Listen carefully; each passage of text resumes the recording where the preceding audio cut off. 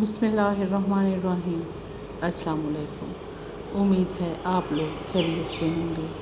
ہمارا آج کا ٹاپک ہے فاروق اعظم کا احتساب کا نظام۔ آگے بڑھنے سے پہلے آپ سے گزارش ہے کہ میرے چینل کو سبسکرائب کریں۔ شکریہ۔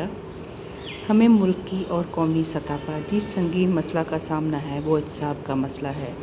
لسوٹ کسوٹ کا سلسلہ جاری ہے اور ہم ایک دوسرے کا احتساب نہیں کر پا رہے۔ آئیے احتساب کے حوالے سے امیر المومنین حضرت عمر بن خطاب کے اسوہ سے رہنمائی حاصل کرتے ہیں۔ روایات میں آتا ہے کہ حضرت عمر رضی اللہ تعالیٰ عنہ نے سربراہ خلافت ہونے کے بعد اپنے گورنروں اور افسران کو یہ ہدایت جاری کر دی تھی کہ کوئی حاکم یا افسر ترکی گھوڑے پر سوار نہیں ہوگا، باریک لباس نہیں پہنے گا، چھنے ہوئے آٹے کی روٹی نہیں کھائے گا اور اپنے دروازے پر ڈیوری نہیں بنائے گا۔ یہ اس دور میں معاشرتی امتیاز کی علامتیں تھیں جنہیں حضرت عمر رضی اللہ تعالیٰ نے اپنے حکام اور افسروں کے لیے ممنوع قرار دیا۔ میں اس کی تعبیر یوں کرتی ہوں کہ حضرت عمر رضی اللہ تعالیٰ نے VIP ہونے کی نفی کر دی، یعنی کہ VIP کلچر کی نفی کر دی اور ملک کے حاکموں اور افسروں کو پابند کر دیا کہ وہ خوراک، لباس، رہائش اور سواری میں عام شہریوں سے الگ کوئی امتیازی حیثیت اختیار نہیں کریں گے۔ حضرت عمر رضی اللہ تعالیٰ نے یہ حکم نافذ کیا اور اس پر عمل بھی کر کے دکھایا، حتیٰ کہ کہیں سے خلاف ورزی کی اطلاع ملی تو سخت تادیبی کارروائی کی۔ ایک دفعہ انہیں شکایت ملی کہ کوفہ کے گورنر حضرت سعد بن ابی وقاص نے اپنے گھر کے دروازے پر ایک چھتا سا بنا رکھا ہے۔ حضرت عمر رضی اللہ تعالیٰ نے مدینہ منورہ سے اپنا نمائندہ بھیجا۔ اس دور میں اس قسم کی ڈیوٹی عام طور پر حضرت محمد بن مسلمہ انصاری انجام دیا کرتے تھے۔ میں جن کے بارے میں کہا کرتا ہوں کہ وہ ہمارے سب سے پہلے IG پولیس تھے، وہ کوفہ گئے اور گورنر ہاؤس کا معائنہ کیا۔ شکایت درست تھی کہ گورنر ہاؤس کے دروازے پر ایک چھتا سا بنا ہوا تھا جو امیر المومنین کی ہدایت کے منافی تھا۔ چنانچہ حکم کے مطابق امیر المومنین کے نمائندے نے اس چھتے کو آگ لگا دی اور گورنر کوفہ کو آگ کے دھوئیں سے پتہ چلا کہ ان کے دروازے کا چھتا نذر آتش کیا جا چکا ہے۔ اسی طرح ایک اور گورنر حضرت ایاز بن غنم کے بارے میں شکایت ملی کہ انہوں نے باریک لباس پہننا شروع کر دیا ہے۔ وہ جزیرہ مصر کے گورنر تھے۔ حضرت عمر رضی اللہ عنہ کو جب پتہ چلا تو انہوں نے مدینہ منورہ سے نمائندہ بھیجا اور اسے ہدایت کی کہ اگر گورنر جزیرہ نے عام لوگوں سے مختلف لباس پہن رکھا ہو تو اسی حالت میں انہیں مدینہ منورہ لے آؤ۔ تفتیشی افسر جزیرہ پہنچا اور گورنر صاحب کو دیکھا کہ واقعی انہوں نے باریک لباس پہن رکھا تھا، چنانچہ انہیں اسی کیفیت میں مدینہ منورہ لے جایا گیا تھا۔ حضرت عمر رضی اللہ تعالیٰ نے انہیں سرزنش کی اور بطور سزا بکری کے بالوں سے بنا ہوا جگہ پہنا کر 6 ماہ تک بیت المال کی بکریاں چرانے کا حکم دیا۔ گورنر جزیرہ حضرت ایاز بن غنم نے یہ سزا بھگتی اور اس کے بعد پھر اپنے عہدہ پر بحال ہو کر جزیرہ واپس چلے گئے۔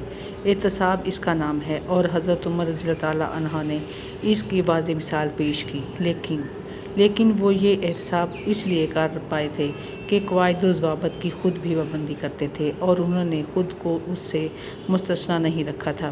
روایات میں آتا ہے کہ حضرت عمر رضی اللہ تعالیٰ ایک بار بیمار ہو گئے۔ آنتڑیوں میں سوزش تھی۔ معالجوں نے دیکھا تو کہا کہ خشک روٹی کھاتے کھاتے آنتڑیوں میں خشکی ہو گئی ہے، چند روز زیتون کا تیل استعمال کریں تو شکایت دور ہو جائے گی۔ فرمایا، نہ میرے پاس تو زیتون کا تیل استعمال کرنے کی گنجائش نہیں ہے۔ کسی نے کہہ دیا کہ حضرت بیت المال سے زیتون کا تیل موجود ہے، وہاں سے لے لیں۔ بیت المال کے انچارج کو بلایا اور پوچھا کہ سرکاری خزانے میں زیتون کا تیل موجود ہے؟ اس نے کہا کہ خاص سی مقدار میں ہے۔ تو امیر مومنین رضی اللہ تعالیٰ عنہ نے دریافت کیا کہ مدینہ منورہ کے سب لوگوں میں تقسیم کیا جائے تو میرے حصے میں کتنا آئے گا؟ بیت المال کے انچارج نے جواب دیا کہ وہ تو بہت تھوڑا ہوگا۔ اس بار حضرت عمر رضی اللہ عنہ نے اپنے پیٹ پر ہاتھ مار کر فرمایا کہ جتنا مرضی گڑگڑاتا رہے، میں ملے گا وہی جو تیرا حصہ بنتا ہے۔ یہی وہ قوت ہے جس نے حضرت عمر رضی اللہ عنہ کو کوڑے سے وسیع و عریض ملک کے ہر افسر اور ہر شہری کو لرزہ اندام کر رکھا تھا۔ آج بھی اگر ہم احتساب کرنا چاہتے ہیں تو اسی راستے پر چلنا ہوگا اور اسی اسوہ کو اپنانا ہوگا۔ یہ تو میں نے ملکی مسائل کے حوالے سے ذکر کیا ہے۔ ایک بات عالمی حال کے پس منظر میں بھی گزارش کرنا چاہتی ہوں کہ مسلم ممالک نے بھی باہمی تنازعات میں کیا طرز اختیار کر رکھا ہے۔ حضرات صحابہ کرام رضی اللہ تعالیٰ میں سے سب سے زیادہ تنازع اور محاذ آرائی حضرت علی رضی اللہ تعالیٰ عنہ اور حضرت معاویہ کے درمیان رہی ہے۔ دونوں آمنے سامنے تھے، ان میں جنگ بھی ہوئی اور ایک دوسرے سے مخالفت اور محاذ آرائی بھی رہی ہے۔ یہ ایک تاریخی حقیقت ہے، مگر اس کے ساتھ یہ واقعہ بھی ہے کہ جب ان کی باہمی جنگ سے ایک تیسری قوت نے فائدہ اٹھانا چاہا تو اسے کامیابی نہیں ہوئی۔ روم اس وقت کا امریکہ تھا اور سپر پاور شمار ہوتا تھا۔ روم کے قیصر نے حضرت علی رضی اللہ تعالیٰ عنہ اور حضرت معاویہ رضی اللہ تعالیٰ عنہ کی باہمی جنگ کو دیکھتے ہوئے حضرت معاویہ کو یہ پیغام بھیجا کہ وہ حضرت علی کے خلاف جنگ میں حضرت معاویہ کا ساتھ دینے کے لیے تیار ہے۔ آج کا زمانہ ہوتا تو خدا جانے کیا کچھ ہو جاتا، مگر حضرت معاویہ نے روم کے حکمران کو جو جواب دیا وہ ہماری تاریخ کا ایک روشن عنوان ہے اور آج ہمارے لیے اسوہ اور نمونہ ہے۔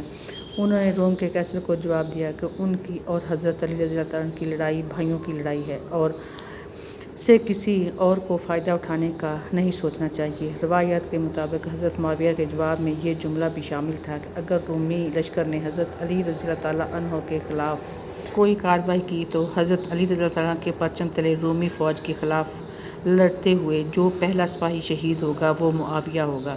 حضرت معاویہ کے اس تاریخی جواب نے بادشاہ روم کے حوصلے پست کر دیے اور وہ مسلمانوں کے باہمی جھگڑے سے کوئی فائدہ نہ اٹھا سکا۔ مگر آج کے دور میں ہم اپنا مفاد چاہتے ہیں، ہمارے سیاسی حکمران اپنا مفاد چاہتے ہیں، ان کو کسی کی کوئی پرواہ نہیں ہے۔ اگر کوئی سچ بولتا ہے تو اس کو ان گناہوں کی بھی سزا بھگتنی پڑتی ہے جو اس نے کیے ہی نہ ہوں۔ غریب کے لیے اور قانون ہے اور امیر کے لیے اور قانون ہے۔ غریب کے لیے احتساب ہے مگر امیر کے لیے کوئی احتساب نہیں ہے۔ یہی ہماری پستی کا نتیجہ ہے۔